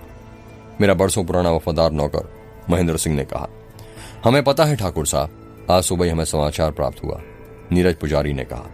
पर एक बात बताइए, मेघ का दूसरा दरवाजा खुला कैसे? उसके दरवाजे की जिम्मेदारी तो आप ही के पास थी ना, और उसकी चाबी भी आप ही के पास थी, निर्मल पुजारी ने कहा। सही कहा आपने पुजारी जी, उसकी चाबी मेरे पास थी, जो मैंने सुरक्षित छुपा कर रखी थी। तुलसी के पेड़ के नीचे पर वो सूख गया और वहां मेरी पत्नी ने नया तुलसी का पौधा लगाया, तो उसने वो चाबी वहां से निकाल ली, पर फिर मैंने वो चाबी कल ही रात अपने खेत की कुटिया के अंदर गाड़ दी थी, महेंद्र सिंह ने कहा। महेंद्र सिंह की बात सुनकर आदित्य पुजारी अपनी आंखें बंद कर लेते हैं और ध्यान लगाने लग जाते हैं। थोड़ी ही देर बाद जब आदित्य पुजारी अपनी आंखें खोलते हैं तो कहते हैं, इन सब चीजों के पीछे आपके ही घर का कोई सदस्य है। तुलसी के पौधे का सूखना और मेघ का दूसरा दरवाजा खुलना, इस सब बस के पीछे आप ही के परिवार का कोई व्यक्ति है। क्या कहा? मेरे परिवार का व्यक्ति? महेंद्र सिंह ने हैरानी के साथ कहा। जी हां, और वो व्यक्ति आपके परिवार में बहुत बड़ी बर्बादी लेकर आया है। मेरे परिवार में तो बस 4 सदस्य हैं, मैं, मेरी पत्नी, मेरा बेटा कुलदीप और मेरी बहू तन्वी। मेरी पत्नी तो ये सब नहीं कर सकती, मुझे उस पर पूरा भरोसा है, और कुलदीप को इन सब के बारे में कुछ पता नहीं है। बची मेरी बहू तन्वी, कहीं वो मेरी बहू तन्वी तो नहीं? महेंद्र सिंह ने हैरानी के साथ कहा। जितना मैं अपनी शक्तियों से देख पा रहा हूं, वो व्यक्ति कोई और नहीं बल्कि आपकी बहू तन्वी ही है, आदित्य पुजारी ने कहा।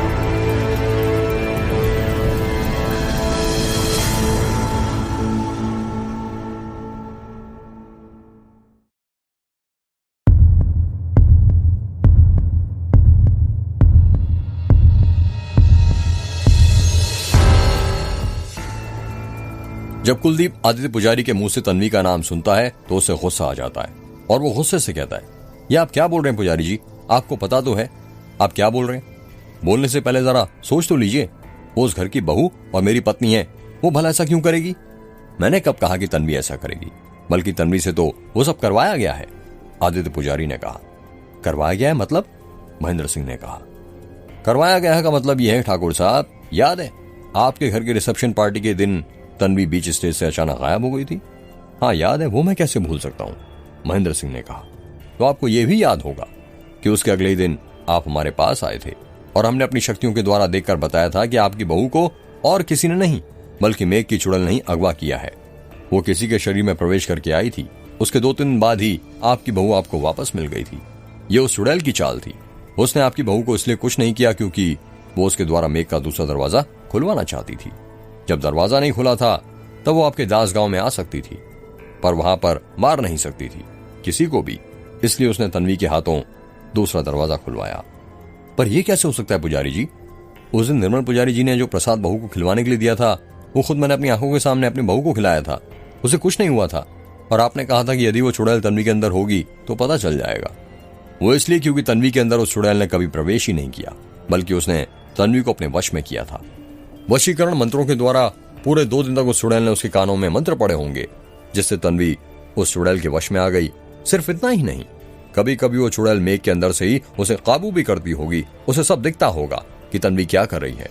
ऐसी उसकी नजर मेघ के दरवाजे की चाबी पर पड़ गई होगी, और वहीं पर उसने तन्वी को आदेश दिया होगा, और तन्वी ने उस आदेश का पालन करते हुए मेघ का दूसरा दरवाजा खोल दिया होगा, आदित्य पुजारी ने कहा। बस बहुत हुआ, अब एक लफ्ज नहीं सुनूंगा मैं अपनी पत्नी के बारे में, कुलदीप ने गुस्से में कहा। जब से आया हूं तब से बकवास होने जा रहा हूं आप सब लोगों की।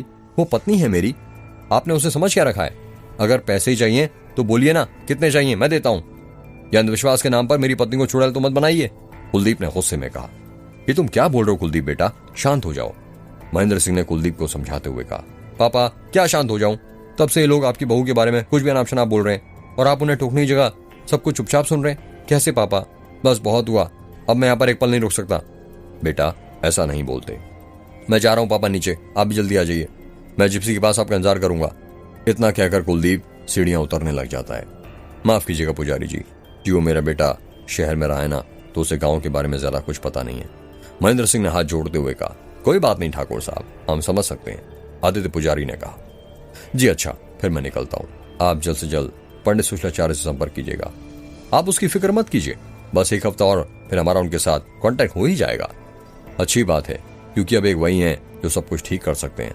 हर हर महादेव, हर हर महादेव, तीनों पुजारियों ने कहा। डॉक्टर माधवी अपने हॉस्पिटल के बाहर खड़ी थी उसको देखकर ऐसा लग रहा था जैसे वो किसी का बेसब्री से इंतजार कर रही हो। डॉक्टर माधवी के हाथ में एक फाइल थी। डॉक्टर माधवी बार बार अपने हाथ की घड़ी में टाइम देखे जा रही थी। कहाँ रह गया यार, ये कुछ समझता ही नहीं है। यदि किसी ने मुझे इस फाइल के साथ बाहर देख लिया तो बहुत बड़ी प्रॉब्लम हो जाएगी, डॉक्टर माधवी ने कहा। डॉक्टर माधवी वहीं पर टहलने लग जाती है। तभी वहां पर एक काले रंग की कार आती है। उस कार के शीशे भी काले थे। वो कार डॉक्टर माधवी के पास आकर रुक जाती है। जैसे ही वो कार रुकती है, डॉक्टर माधवी उस कार के पास चली जाती है। कार के शीशे नीचे होते हैं। कार के अंदर एक आदमी बैठा हुआ था जिसके गले में सोने की चेन थी और हाथ में सिगार। वो बार बार उस सिगार के कश खींचे जा रहा था। इतनी देर क्यों कर दी आने में, डॉक्टर माधवी ने उस आदमी से कहा। क्या करूं, बहुत दूर से आना पड़ता है, देर हो ही जाती आते आते। तुम्हारे देर के चक्कर में यदि कोई मुझे देख लेता तो प्रॉब्लम हो जाती। अरे तुम्हें कौन देखेगा डॉक्टर माधवी, मुझे पता है तुम बहुत शातिर हो। वो तो मैं हूं। फाइल कहाँ है नाभी वाले केस की? ये रही मेरे हाथ में। डॉक्टर माधवी ने वो फाइल दिखाते हुए कहा। तो दो ना, पहले मेरा माल तो दो। अरे हाँ, दे रहा हूं। वो आदमी एक लिफाफा निकालकर डॉक्टर माधवी को देने लगता है। उस लिफाफे को देखकर ऐसा लग रहा था जैसे उसके अंदर बहुत सारे नोट रखे होंगे। डॉक्टर माधवी उस लिफाफे को लेने से मना करते हुए कहती है, अरे ये क्या, वही पुराना दाम बढ़ाओ। तुम्हें कुछ पता भी है ये कितना इलीगल काम है? किसी की पोस्टमार्टम फाइल तुम्हें देना, यदि किसी ने मुझे देख लिया तो मेरा मेडिकल का लाइसेंस तो रद्द होगा ही, साथ में मुझे जेल भी होगी। अब पैसा कमाना है तो रिस्क तो उठाना ही पड़ेगा ना। वही तो पैसा कमाना है, इसलिए आज से नाभी वाले केस के दाम बढ़ते हैं। अब एक लिफाफे की जगह 2 लिफाफे लगेंगे। क्या कहा, 2 लिफाफे? जी हाँ, क्योंकि ज्यादा रिस्क होगा तो ज्यादा पैसे तो लगेंगे ना। वो आदमी गुस्से से डॉक्टर माधवी को देखने लग जाता है। वो आदमी बगल की सीट पर रखा दूसरा लिफाफा उठाता है और दोनों लिफाफे डॉक्टर माधवी को दे देता है। डॉक्टर माधवी उसे पोस्टमार्टम रिपोर्ट की फाइल दे देती है। इंसान को अपना मुंह उतना ही फाड़ना चाहिए जितना उसे हजम हो सके, कार में बैठे हुए आदमी ने कहा। तुम फिक्र मत करो, मैं जंगली बिल्ली हूं और मुझे सब हजम हो जाता है। ठीक है, फिर चलता हूं मैं। यदि फिर कोई सा नाभी वाला केस हो तो उसकी भी पोस्टमार्टम रिपोर्ट तैयार रखना। हाँ, क्यों नहीं। वो आदमी अपनी कार चालू करता और वहां से निकलने लगता है। तभी डॉक्टर माधवी हॉस्पिटल जाने के लिए पीछे मुड़ती है। जब वो पीछे मुड़ती है तो देखती है कि उससे थोड़ी दूर माखनलाल खड़ा हुआ था। माखनलाल डॉक्टर माधवी को शक की निगाहों से घूरे जा रहा था। डॉक्टर माधवी टेंशन में आ जाती है और सोचने लगती है कि कहीं माखनलाल ने मुझे फाइल देते हुए देख तो नहीं लिया। यदि देख लिया होगा तो प्रॉब्लम हो जाएगी।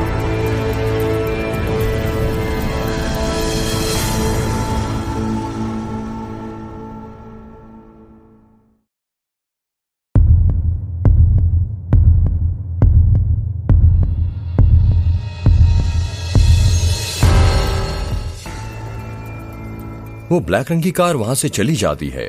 माखनलाल डॉक्टर माधवी के पास जाता है और कहता है, डॉक्टर माधवी, आप यहाँ पर क्या कर रही हैं? आपको तो हॉस्पिटल के अंदर होना चाहिए था ना। अरे वो माखनलाल जी, वो एक दोस्त था, उसी से मिलने आई थी। हाँ बताइए ना, कैसे आना हुआ? डॉक्टर माधवी ने बात को पलटते हुए कहा। वो मैं पोस्टमार्टम रिपोर्ट लेने आया हूँ। पोस्टमार्टम रिपोर्ट तो इंस्पेक्टर अजय लेने वाले थे ना। हाँ, पर वो अभी तक घटनास्थल पर ही हैं। उन्हें आने में देर हो जाती, इसलिए उन्होंने मुझे भेज दिया। अच्छा, ये तो बहुत ठीक किया आपने। चलिए मेरे कैबिन में, वहीं फाइल रखी है, मैं आपको दे देती हूँ। जी चलिए। माखनलाल ने डॉक्टर माधवी के हाथ में पकड़े दोनों पैसों से भरे लिफाफे को देखते हुए कहा। डॉक्टर माधवी और माखनलाल चिरायू हॉस्पिटल के अंदर जाने लग जाते हैं। रुद्र, आयशा, संतोष, स्वाति और रुद्र के सभी दोस्त साथ साथ हॉल में बैठे हुए थे। ए जी, आपने सुना नहीं क्या हुआ ठाकुर साहब के नौकर लालू के साथ? आयशा ने कहा। हाँ आयशा, सुना। गांव वाले कह रहे हैं कि ये उसी मेघ की चुड़ैल का काम है। संतोष ने कहा। उसका नहीं तो फिर किसका काम होगा? जी, एक वही तो है जो लोगों की नाभि गायब करके उन्हें मार देती है। पर आंटी जी, एक बात समझ में नहीं आई, वो चुड़ैल लोगों की नाभि ही अपने पास क्यों रखती है? आखिर वो उनका करती क्या है? पीयूष ने कहा। पता नहीं बेटा, वो चुड़ैल उन नाभियों का क्या करती है, पर जो भी करती हो या करने वाली हो, शायद वो कुछ बहुत बुरा करने की फिराक में है। और अब तो मेघ का दूसरा दरवाजा भी खुल गया है जो दास गांव के पास था। अब तो वो और शक्तिशाली बन गई है, अब वो किसी को नहीं छोड़ेगी। आयशा ने कहा। शुभ शुभ बोलो आयशा, डरो मत, भगवान पर भरोसा रखो, वो कुछ गलत नहीं होने देंगे। संतोष ने कहा। कब तक भगवान पर भरोसा रखूं जी? जब तक सब खत्म ना हो जाए तब तक। अब नहीं होता सब्र मुझसे, आयशा ने कहा। आप ऐसा मत बोलिए आंटी जी, अनन्या ने कहा। अर्जुन, क्या तूने कभी तंत्र मंत्र की किताब में ये नाभि के बारे में पढ़ा है कि इनसे क्या किया जा सकता है? रुद्र ने कहा। नहीं रुद्र, मैंने तो कभी नहीं पढ़ा। इनफैक्ट मैं पहली बार देख रहा हूं कि कोई चुड़ैल लोगों को मारकर उनकी नाभि गायब कर रही है। अगर वो लोगों के बाल गायब करती तो मान भी लेते कि वो अपनी शक्तियां बढ़ा रही है, पर नाभि गायब करके पता नहीं वो क्या करना चाहती है, अर्जुन ने कहा। सभी लोग आपस में बातें ही कर रहे थे कि तभी वहां पर बाहर से राम काका आ जाते हैं। राम काका के हाथ में एक झोला था, उस झोले के अंदर कुछ रखा हुआ था। राम काका वो झोला लाकर आयशा को दे देते हैं। आप ले आए राम काका जो मैंने कहा था, आयशा ने कहा। जी छोटी मालकिन, मैं ले आया। ठीक है, फिर आप जा सकते हैं। आप शाम के खाने की तैयारी कीजिए। जी छोटी मालकिन। इतना कहकर राम काका किचन की तरफ चले जाते हैं। आयशा, इस झोले में क्या है? संतोष ने पूछा। इस झोले में वो सामान है जिससे हम अपने घर की उस चुड़ैल को रक्षा कर सकते हैं। आपको तो पता ही है, पंडित सुशलाचार्य जी ने हमारे घर में जो सुरक्षा और रक्षा त्रिशूल लगाया था वो गायब हो गया है। और जितना मुझे लगता है उस हिसाब से जब से वो रक्षा त्रिशूल गायब हुआ है तभी से हमारे घर में अनहोनियां शुरू हुई हैं। वरना आप ही बताइए, इन 18 सालों में कुछ अशुभ हुआ था क्या हमारे घर में कभी? नहीं आयशा, बात तो तुम्हारी बिल्कुल सही है। इसलिए मैंने घर को फिर से रक्षा कवच से बांधने का फैसला लिया है। पर आयशा, तुम कैसे रक्षा कवच से बांधोगी घर को? क्या तुम्हें आता है? हाँ जी, मैं घर को रक्षा कवच से बांध दूंगी। स्वाति बेटा, तू जा और अंदर से सुई धागा लेकर आ। जी माँ, अभी लाई, स्वाति ने वहां से जाते हुए कहा।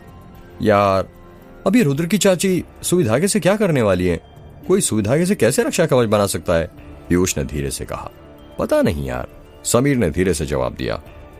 थोड़ी ही देर में स्वाति अपने कमरे से सुई धागा लाकर आयशा को देते हुए कहती है, ये लो मां। आयशा वो सुई धागा स्वाति के हाथ से लेती है और वो झोला खोलती है जो राम काका ने लाकर दिया था।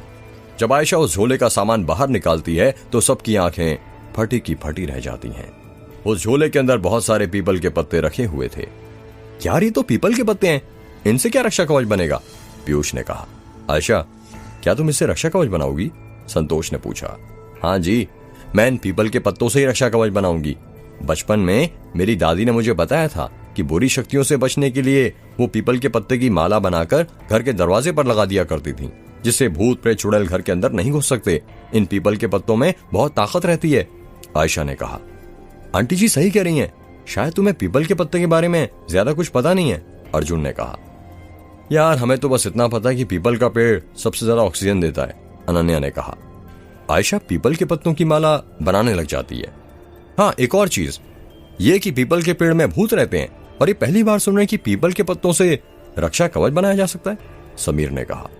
यार देखो, मैं तुम लोगों को बताता हूं, हमारे शास्त्रों और धार्मिक मान्यताओं में पीपल के पेड़ को देवताओं का वास बताया गया है। गीता में तो भगवान कृष्ण ने स्वयं को पीपल के पेड़ का ही स्वरूप बताया है। स्कंद पुराण के अनुसार पीपल के मूल में विष्णु, तने में शिव और जड़ में ब्रह्मा और पत्तों और फलों में सभी देवताओं का निवास करते हैं। पीपल के वृक्ष को अक्षय वृक्ष भी कहा जाता है, जिसके पत्ते कभी समाप्त नहीं होते। ऋग्वेद में पीपल के वृक्ष को देव रूप में दर्शाया गया है। यजुर्वेद में यह हर यज्ञ की जरूरत बताया गया है। अथर्ववेद में इसे देवताओं का निवास स्थान बताया गया है। पीपल के वृक्ष का उल्लेख बौद्ध पौराणिक इतिहास के साथ साथ रामायण, गीता, महाभारत सभी धार्मिक हिंदू ग्रंथों में है। यार, यदि ऐसा है तो फिर लोग ये क्यों कहते हैं कि पीपल के पेड़ में भूतों का निवास होता है? रात के समय पीपल के पेड़ के नीचे नहीं बैठना चाहिए वरना भूत लग जाते हैं, पीयूष ने कहा।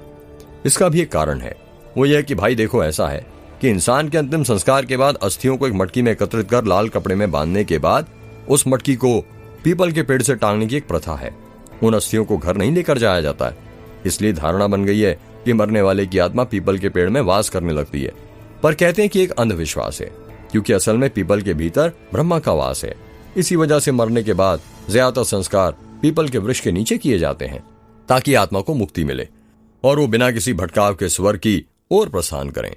पर मैंने तुम्हें बताया था ना कि अंतिम संस्कार की क्रिया के बाद यदि बाकी की विधियां जैसे पिंडदान और श्राद्ध अच्छे से नहीं होता है तो वो आत्माएं धरती लोक पर ही रह जाती हैं। यही कारण है कि पीपल के पेड़ में भूत प्रेत भी होते हैं। इसका मतलब पीपल के पेड़ में भूतों का और देवताओं का दोनों का वास होता है, रुद्र ने कहा। हाँ भाई, दिन में देवताओं और रात में भूतों का। यही कारण है कि कहा जाता है कि रात के समय पीपल के पेड़ के पास नहीं बैठना चाहिए, अर्जुन ने कहा।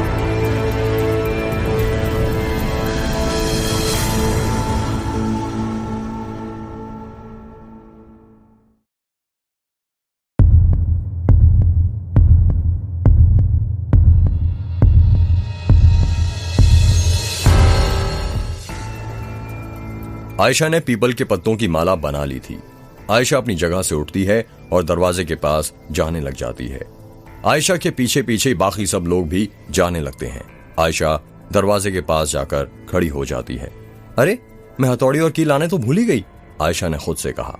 कोई बात नहीं चाची, मैं ला देता हूं, रुद्र ने कहा। रुद्र घर के अंदर कील और हथौड़ी लेने चला जाता है।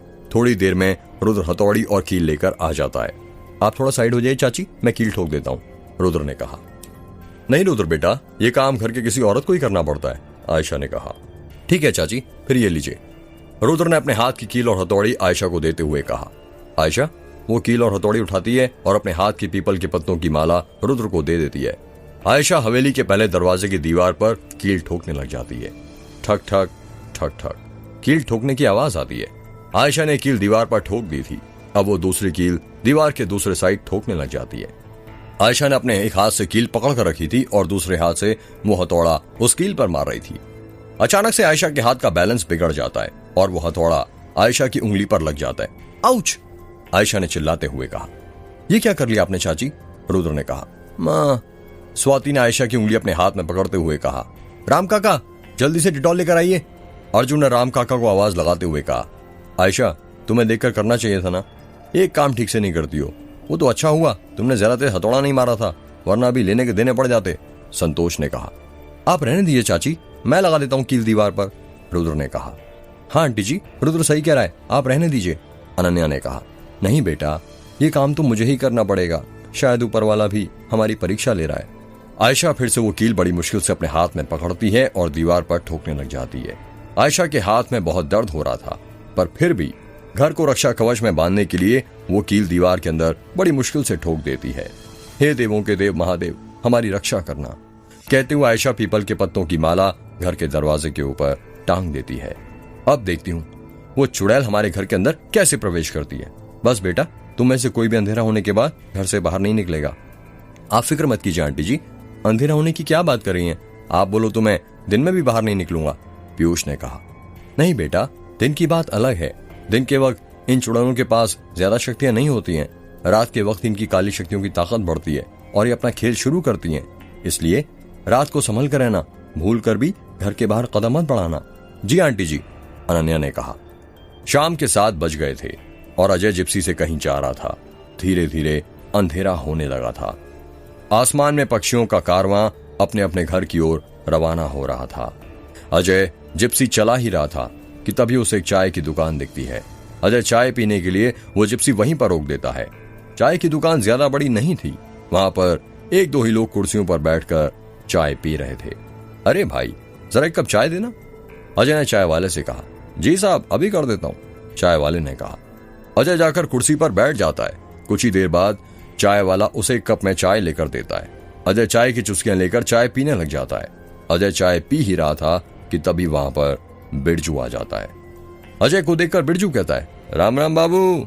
अरे राम राम बिरजू, और बताओ कैसे हो? अजय ने चाय पीते पीते जवाब दिया। हम तो ठीक है बाबू, आप बताएं आप कैसे हैं? हम भी ठीक है, और बताओ यहाँ पर कैसे आना हुआ? बस बाबू, राजू भाई की चाय पीने आ गए, इनकी चाय हमें देवरी से यहाँ तक खींच लाई। आप यहाँ पर कैसे? बस एक केस की तहकीकात के लिए सुराग ढूंढ रहे थे, तो फिर घर जाते थे सोचा चाय पी लेते हैं। बढ़िया, फिर सुराग मिले या नहीं बाबू? कहाँ बिरजू, खूनी बड़ा शातिर है, कभी कोई सुराग छोड़ता ही नहीं है। बाबू, आप वो जो ठाकुर साहब का नौकर है लालू, उसके इसके सुराग तो नहीं ढूंढने गए थे? हाँ बिरजू, उसी का ढूंढने गया था, पर तुम्हें कैसे पता? अजय ने हैरानी के साथ कहा। हमें क्या, आसपास के पूरे गांव वालों को पता है। आखिर अभी वो लालू के ही तो खून की बात सब जगह हो रही है। सुना है मेघ का दूसरा दरवाजा भी खुल गया है। और बाबू, ये तो शुरुआत है, आगे अब तो और मौतें होने वाली हैं। अजय बिरजू की बात का कोई जवाब नहीं देता है। कहीं तुम ये तो नहीं कहना चाहते कि लालू का भी खून उस मेघ की चुड़ैल ने किया है? बाबू, मैं क्या, आप तो खुद बोल रहे हैं कि लालू का खून मेघ के चुड़ैल ने किया है। लगता है आप भी यकीन करने लग गए कि मेघ गांव में चुड़ैल भटकती है। अरे नहीं नहीं, तुम मेरी बात का गलत मतलब निकाल रहे हो बिरजू। पर तुम्हें पता है, ये केस ना बहुत अजीब है। ऐसे केस जो आज तक मैंने अपने करियर में कभी नहीं देखे। कुछ समझ नहीं आ रहा बिरजू कि केस को कैसे सॉल्व किया जाए। उलझ गया हूं मैं पूरी तरह। बाबू, छोटा मुंह बड़ी बात। आज तक ऐसी कोई गुत्थी नहीं है जो सुलझ ना सकी हो। पर कहते हैं ना, वक्त के पहले इंसान को कुछ नहीं मिलता। जब वक्त आएगा तब देखना, ये सारी गुत्थियां अपने आप सुलझना शुरू हो जाएंगी। पता नहीं बिरजू, वो वक्त कब आएगा। जल्द आएगा बाबू, बस थोड़ा और सब्र बनाए रखिए। मेरी दादी कहती थी, यदि किसी भी समस्या को खत्म करना है तो उसकी जड़ को पकड़ना होता है, तभी वो समस्या का निवारण हो पाता है। जड़ को पकड़िए साहब, जड़ को पकड़िए। अच्छा, आप यहीं बैठिए, मैं अपनी चाय लेकर आता हूँ। काफी देर हो गई, अभी तक लाकर नहीं दिया उसने, बिरजू ने कुर्सी पर से उठते हुए कहा। बिरजू के जाने के बाद अजय के दिमाग में बिरजू की कही गई बात घूमने लगती है। जड़ को पकड़िए बाबू, जड़ को पकड़िए। अजय के दिमाग में बार बार बस यही बात घूम रही थी। अजय सोचने लगता है कि जितने भी खून हुए सभी की नाभि गायब है। गांव वालों का कहना है कि मेघ की चुड़ैल ने वो खून किए हैं। 19 साल पहले एक औरत को मेघ में जला दिया गया, जिसका नाम छाया था। गौरी भी मेघ के अस्पताल में काम किया करती थी। रुद्र की मां का खून, लालू का खून मेघ गांव में हुआ। ये सारा कारवां मेघ से ही शुरू किया। इन सभी में एक कॉमन चीज है, जो मेघ है, यानी मेघ गांव ही सारे केसेस की जड़ है। हो ना हो, मुझे मेघ गांव जाना चाहिए।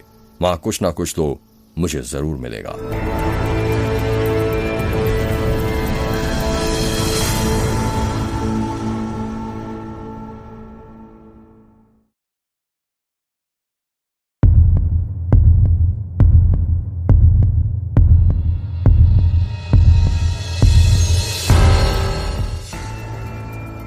अजय अपनी जगह से उठता है, चाय वाले के पैसे कटवाता है और बिरजू को ढूंढने लग जाता है। अरे बिरजू कहां चला गया, अभी तो यहीं था, अजय ने खुद से कहा। पता नहीं ये बिरजू भी अचानक कहां गायब हो जाता है। मुझे माखनलाल को फोन करना चाहिए और अभी मैं गांव निकलना चाहिए। अजय ने जेब में से फोन निकालते हुए कहा। अजय माखनलाल को फोन लगाता है। हेलो माखनलाल, कहां पर हो? अजय ने कहा। साहब घर पर हूं, बस खाना खा रहा था। फोन के अंदर से माखनलाल की आवाज आती है। तो फिर जल्दी से खाना खाओ और मुझे तुम्हारे घर के नीचे मिलो। पर क्यों साहब, कहां चलना है? किसी की शादी में खाना खाने। क्या कहा, खाना खाने? साहब तो आपने पहले क्यों नहीं बताया था? मैं खाना नहीं खाता। पर कोई बात नहीं, मेरे पेट में बहुत जगह है, मैं और खाना खा सकता हूँ। माखनलाल में मजाक कर रहा था, हमें शादी में नहीं बल्कि मेघ गांव में चलना है। क्या कहा साहब, मेघ गांव में? माखनलाल ने हैरानी के साथ कहा। मुझे लगा ही था कि रात के वक्त आपका कॉल आया तो जरूर मेघ गांव में जाने के लिए आया होगा। साहब ये रह रहा है कि आपके दिमाग में क्या चलता है कि आप बार बार मुझे मेघ गांव में ले जाते हैं, ये जानते हुए भी कि वहां पर एक चुड़ैल घूम रही है। माखनलाल, मुझे बिरजू मिला था और उससे बात करने के बाद मुझे लग रहा है सारी समस्या की जड़ मेघ में ही है। हमें वहां पर कोई ना कोई सुराग जरूर मिलेगा। साहब बिरजू का आपको मिलना और मेघ जाने का आप पर भूत सवार होना मेरे समझ नहीं आता। ये बिरजू बार बार आपको दिख कहां जाता है?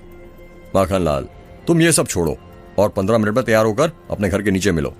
साहब क्यों आप मुझे मौत के मुंह में ले जा रहे हैं? और वैसे भी अब तो मेघ का दूसरा दरवाजा भी खुल गया है, वो चुड़ैल और ताकतवर हो गई है। मुझे लगता है इस बार यदि हम मेघ गांव गए तो जिंदा लौटकर वापस नहीं आ पाएंगे। माखनलाल तुम कितनी बकवास करते हो यार, एक बार में तुम्हारे को समझ नहीं आती क्या? मैंने कहा 15 मिनट में नीचे मिलो तो मिलो, समझे? इतना कहकर अजय फोन कट कर देता है। पर साहब मेरी बात तो सुनिए। तो ये साहब भी ना, जब देखो मुझे मौत के मुंह में ले जाते रहते हैं, माखनलाल ने मुर्गे की हड्डी चबाते हुए कहा। अजय और माखनलाल जिप्सी में बैठे हुए थे और मेघ गांव में पहुंच गए थे। माखनलाल जिप्सी चला रहा था और अजय उसके बगल में बैठा हुआ था। तो साहब फिर कहां पर जिप्सी रोकना है? माखनलाल रोक लो कहीं पर भी, अजय ने कहा। पर वही तो पूछ रहा हूं साहब कि कहां पर रोकूं? एक काम करो, मेघ के स्कूल ले चलो। पर वहां पर तो हम पिछली बार भी गए थे, मुझे नहीं लगता वहां पर हमें कुछ मिलेगा। माखनलाल तुम चलो तो सही। ठीक है साहब। माखनलाल जिप्सी को मेघ के स्कूल की तरफ ले जाने लगता है। कुछ ही देर में वो लोग मेघ के स्कूल पहुंच जाते हैं। अजय जिप्सी से उतरने लग जाता है, पर तभी माखनलाल उसे रोकते हुए कहता है, रुकिए साहब, नीचे कदम मत रखिए। क्यों, क्या हुआ माखनलाल? अजय ने कहा। साहब ये जगह मनहूस है और अब तो मेघ का दूसरा दरवाजा भी खुल गया है। वो चुड़ैल बहुत शक्तिशाली हो गई है, इसलिए मैं आपकी रक्षा के लिए कुछ लाया हूं। क्या लाए हो माखनलाल? ये, माखनलाल ने अपने हाथ का हनुमान जी के गदे वाला ताबीज दिखाते हुए कहा। माखनलाल क्या है सब? तुम्हें पता है ना इन सब चीजों पर मैं भरोसा नहीं करता, फिर भी तुम मुझे ताबीज दे रहे हो। साहब माना आप इन सब बातों को नहीं मानते हैं, पर फिर भी मेरी सहूलियत के लिए आप ये रख लीजिए ना। माखनलाल प्लीज साहब मेरे लिए पहन लीजिए। तुम कहते हो तो मैं इसे पहन लेता हूं माखनलाल, वरना तुम तो जानते ही हो मैं तो इन सब चीजों पर बिल्कुल भरोसा नहीं करता। अजय ने वो ताबीज अपने गले में पहनते हुए कहा। साहब आपको नहीं करना है भरोसा मत कीजिए, पर मेरे लिए अपने ताबीज पहन लीजिए, मेरे लिए यही बहुत है। माखनलाल ने कहा। अजय और माखनलाल जिप्सी से नीचे उतर जाते हैं। मेघ गांव में काफी अंधेरा था, इसलिए अजय और माखनलाल अपने मोबाइल का टॉर्च ऑन कर लेते हैं। दूर दूर तक सिवाय अंधेरे के कुछ दिखाई नहीं दे रहा था। मेघ के स्कूल के मैदान में बरगद के पेड़ का जला हुआ तना लगा हुआ था। जिस बरगद के पेड़ से उस औरत को बांधकर जलाया गया था, माखनलाल बार बार उस जले हुए तने को देखकर डरा जा रहा था। क्या हुआ माखनलाल, कुछ मिला क्या आसपास? नहीं साहब। फिर क्या है? वो साहब मुझे ना डर लग रहा है। क्या कहा? डर लग रहा है? पर क्यों?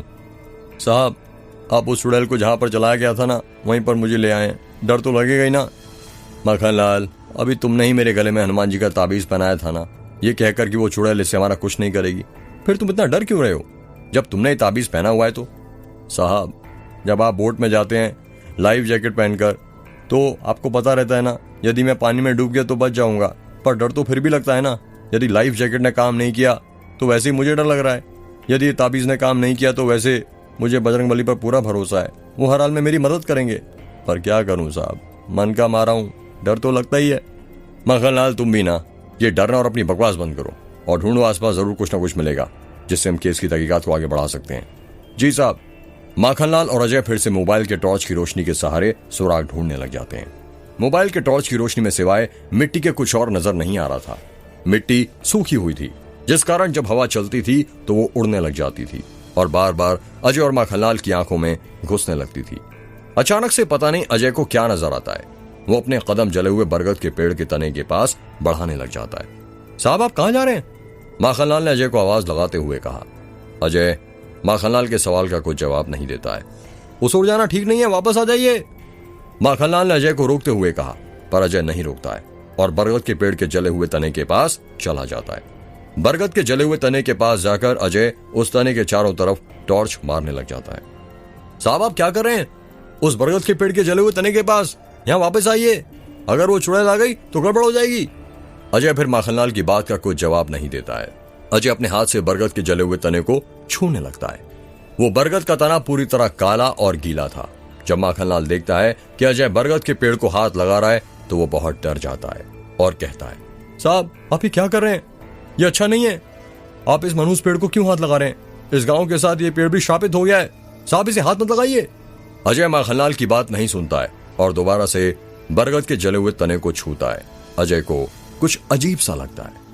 माखनलाल जरा यहां पर आना, अजय ने माखनलाल को आवाज लगाते हुए कहा। नहीं नहीं साहब, मुझे नहीं आना उस मनुष्य पेड़ के पास। माखनलाल आओ तो सही, तुम्हें कुछ दिखाना है। क्या कहा दिखाना है? पर आपको क्या दिख गया उस जले हुए तने के पास? माखनलाल ने कहा। आओ तो सही पहले यहां पर, तभी तो दिखाऊंगा। ठीक है साहब, आता हूं। माखनलाल डर डर के बरगद के जले हुए तने के पास जाने लगता है।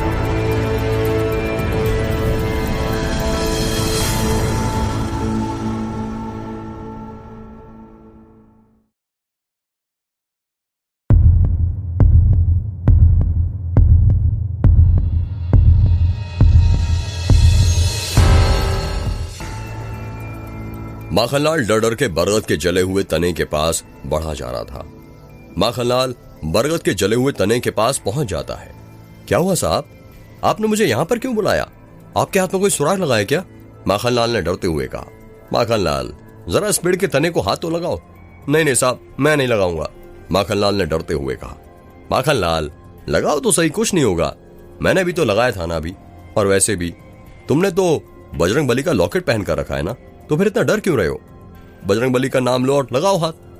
जय बजरंगबली, जय बजरंगबली कहते हुए माखनलाल उस जले हुए बरगद के तने को छूने लगता है। उस जले हुए बरगद का तना काला हो चुका था।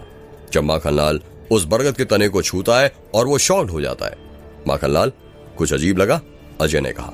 हाँ साहब, इस जले हुए बरगद के पेड़ का तना तो गीला है। माखनलाल अब जरा इसकी खुशबू सूंघ कर देखो। माखनलाल अपना हाथ अपनी नाक के पास ले जाने लगता है। जब माखनलाल अपने हाथ की खुशबू सूंघता है तो और हैरान हो जाता है। साहब इसमें से तो मिट्टी के तेल की खुशबू आ रही है।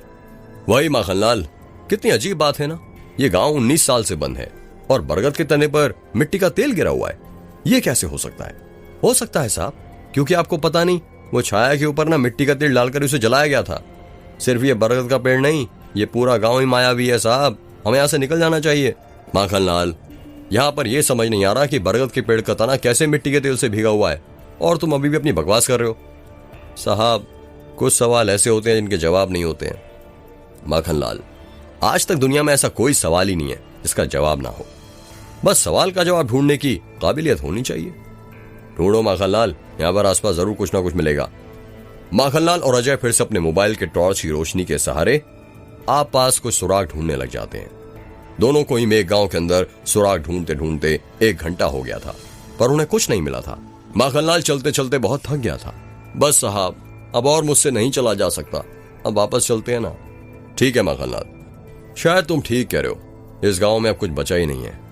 मुझे नहीं लगता कि कोई सुराग हमारे हाथों में लगेगा। चलो चलते हैं। मैंने तो पहले ही कहा था साहब कि हमें इस गांव में कुछ नहीं मिलेगा, पर आप मेरी बात मानते कहां हैं। अजय और माखनलाल जिप्सी के पास जाते हैं और उसमें बैठ जाते हैं।